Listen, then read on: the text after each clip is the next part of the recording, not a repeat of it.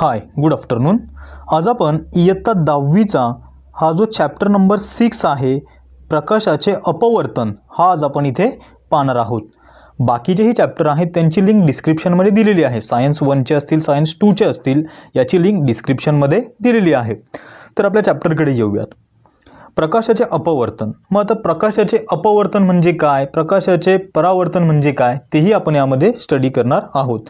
तर ह्या चॅप्टरमध्ये आपल्याला पहिला पॉइंट स्टडी करायचा आहे, तो म्हणजे प्रकाशाचे अपवर्तन। त्यानंतर दुसरा आहे अपवर्तनाचे नियम कोणते कोणते आहेत। हा तिसरा पॉइंट असेल अपवर्तनांक म्हणजे काय, आणि शेवटी असेल प्रकाशाचे अपस्करण आपल्याला इथे दिलेले आहे। तर आपण आपला पहिला जो पॉइंट आहे प्रकाशाचे अपवर्तन तो पाहूयात, पण त्याआधी आपल्याला थोडे आठवामध्ये आपल्याला काहीतरी दिलेले आहे। मग थोडे आठवामध्ये आपल्याला काय सांगितलेलं आहे, याच्या आधीच्या इयत्तेमध्ये आपण बघितलेलं आहे प्रकाशाचे परावर्तन म्हणजे काय। आता सगळ्यांनाच माहित असेल प्रकाशाचे परावर्तन म्हणजे काय। समजा एखादा हा पृष्ठभाग आहे, हा ट्रान्सपरंट नाहीये, एखादा पृष्ठभाग आहे, जेव्हा प्रकाशाचे किरण यावरती या पृष्ठभागावरती पडतील तेव्हा काय होतील, ते रिफ्लेक्ट होतील, तेव्हा काय होतील, ते परत फिरतील। म्हणजे हा जो किरण आहे इथे येणारा, या किरणाला आपण काय म्हणतो, आपाती प्रकाश किरण। काय म्हणतो याला आपण इथे, आपाती प्रकाश किरण। तो आपण दाखवतो आय ने, म्हणजे इन्सिडेंट रे। आणि हा परत फिरतो, म्हणजे हा काय झाला, इथे परावर्तित झाला। काय झालं याच्यामध्ये, इथे हा परावर्तित झाला। मग याला आपण इथे काय म्हणतो, परावर्तित प्रकाश किरण।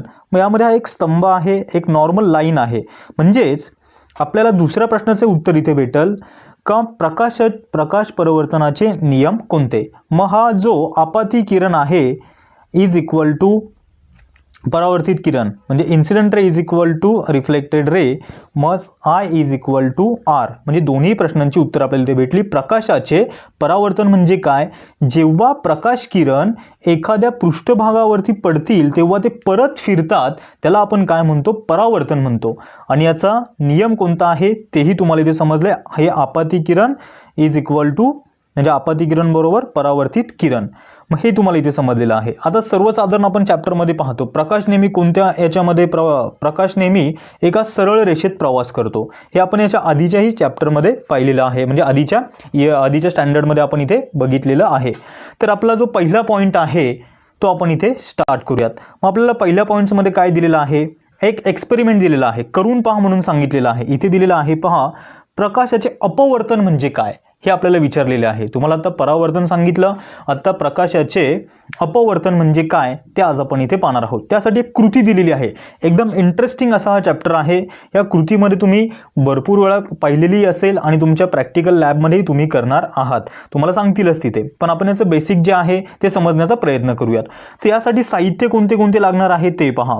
यासाठी साहित्य लागणार आहे आपल्याला काचेचा ग्लास, 5 रुपयांचे नाणे, पेन्सिल व धातूंचे भांडे आपल्याला इथे पाहिजे आहे। आपण कृती पहिली काय आहे ती आधी समजून घेऊयात।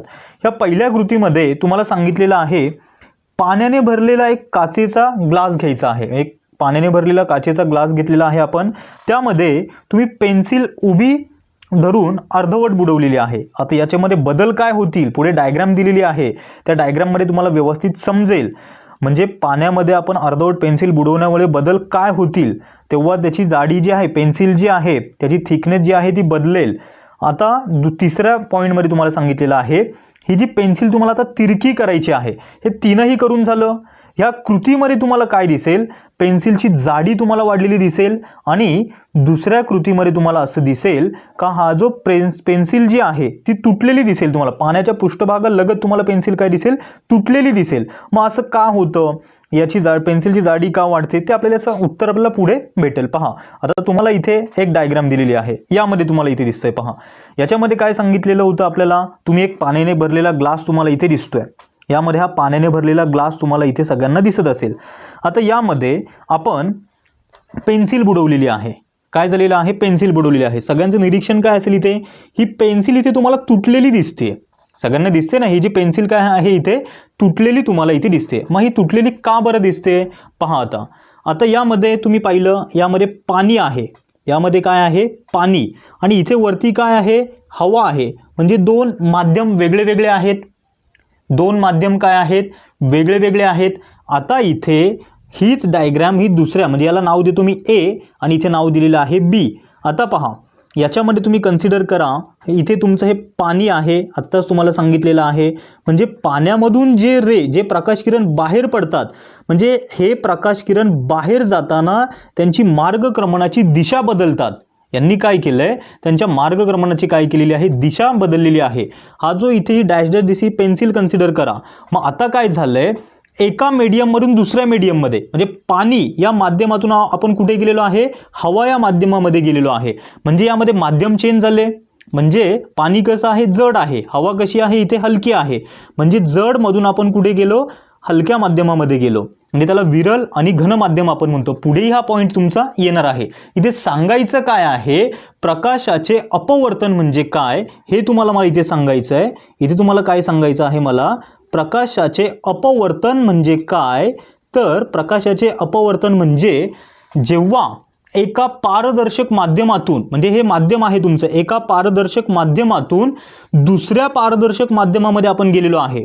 एका पारदर्शक माध्यमातून दुसऱ्या पारदर्शक माध्यमामध्ये आपण गेलेलो आहे, तेव्हा प्रकाशाच्या मार्गक्रमणाची दिशा बदलते. त्यालाच आपण तिथे काय म्हणतो, प्रकाशाचे अपवर्तन. त्यालाच आपण तिथे काय म्हणतो, प्रकाशाचे अपवर्तन असे त्याला तिथे आपण म्हणतो. सगळ्यांना समजलंय प्रकाशाचे अपवर्तन म्हणजे काय. जेव्हा पाणी काय आहे, एक ट्रान्सपरंट मीडियम आहे, एक पारदर्शक माध्यम आहे. एका पारदर्शक माध्यमातून हा जो प्रकाश आहे दुसऱ्या पारदर्शक माध्यमामध्ये गेलेला आहे. मग तेव्हा काय झालंय, याची दिशा म्हणजे जी प्रकाश किरण आहे त्याच्या मार्गक्रमणाची दिशा काय झाली, बदलली.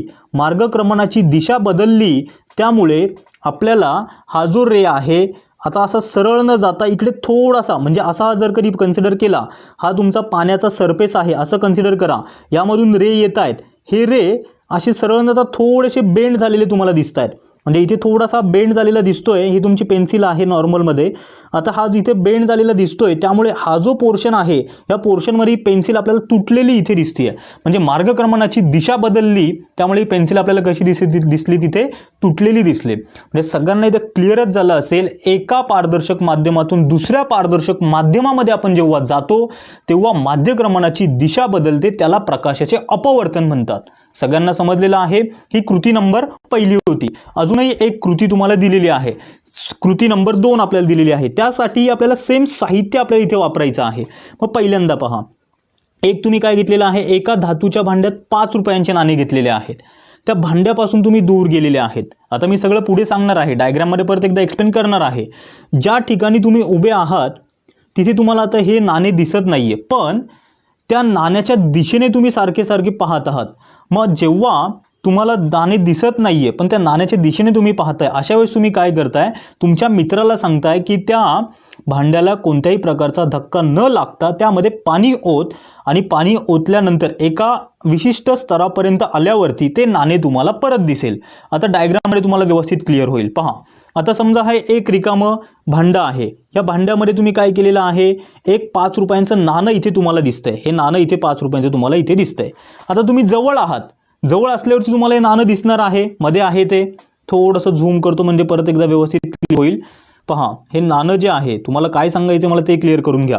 हे 5 रुपयांचं नाणं तुम्हाला इथे दिसतंय.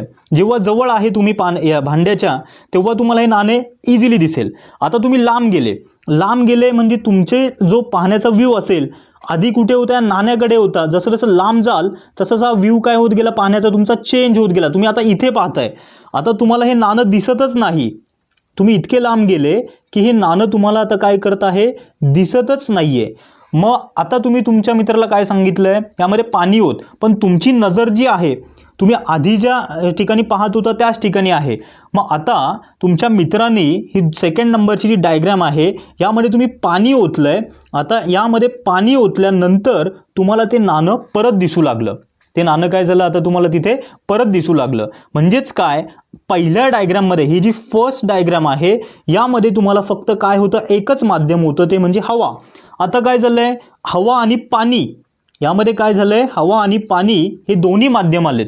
म्हणजे तुम्हाला हे नाणं जे आहे, आता जरी तुम्ही इकडे पाहत असाल, ह्या इथे पॉईंट ऑफ व्ह्यू तुमचा इथे असेल, पण यामध्ये हे जे नाणं आहे तुम्हाला त्याच्या ओरिजिनल पोझिशनपासून दुसरीकडे दिसेल. म्हणजेच काय झालंय, हे नाणं जागेवरतीच आहे पण तुम्हाला इथे असल्याचा भास तुम्हाला इथे होतोय. म्हणजेच इथे परत एकदा काय झालंय, एका माध्यमातून दुसऱ्या माध्यमामध्ये जेव्हा आपण गेलो, म्हणजे ज्यावरती प्रकाश किरण एका माध्यमातून दुसऱ्या माध्यमात गेले तेव्हा तिथे तुम्हाला काय झालंय, प्रकाशाचे अपवर्तन झालेले दिसते. म्हणजे मार्गक्रमणाची दिशा तुम्हाला बदललेली तुम्हाला इथे दिसते.